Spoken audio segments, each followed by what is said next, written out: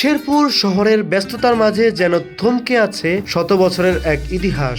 কথা বলছি শেরপুর জেলার অন্যতম প্রাচীন এবং সবথেকে সুন্দর স্থাপত্য মাই সাহেবা জামে মসজিদ নিয়ে। কালের সাক্ষী হয়ে দাঁড়িয়ে থাকা এই দৃষ্টিনন্দন মসজিদের কোনায় কোনায় লুকিয়ে আছে এক নীরব গভীর আধ্যাত্মিক প্রশান্তি।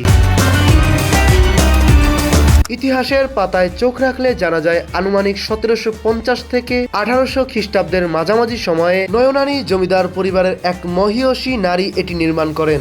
স্থানীয় মানুষ তাকে ভালোবেসে ডাকতেন মাই সাহেবা, আর তার নাম অনুসারেই এই ঐতিহ্যবাহী মসজিদের নামকরণ। লোকমুখে এই মসজিদটিকে ঘিরে ছড়িয়ে আছে নানা অলৌকিক ঘটনা ও বিশ্বাসের গল্প। 2.5 শতক পেরিয়ে গেলেও এর ঐতিহাসিক গুরুত্ব আর অভিজাত্য আজও একটুও কমেনি।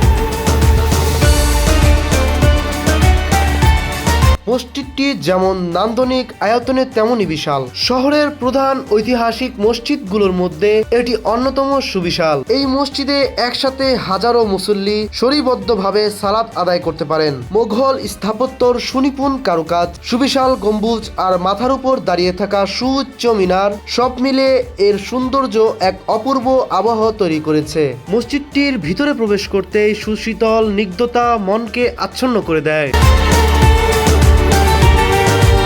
বাহিরের কোলাহল পেরিয়ে মসজিদ চত্বরে চোখ রাখলেই বোঝা যায় এর ভিন্নতা। সময় বদলেছে, সংস্কারের ছোঁয়ায় কিছু পরিবর্তন এসেছে, কিন্তু এর মূল ঐতিহাসিক মহিমা এবং ভিতরের সেই প্রশান্তিময় পরিবেশও আজও আগের মতোই জীবন্ত।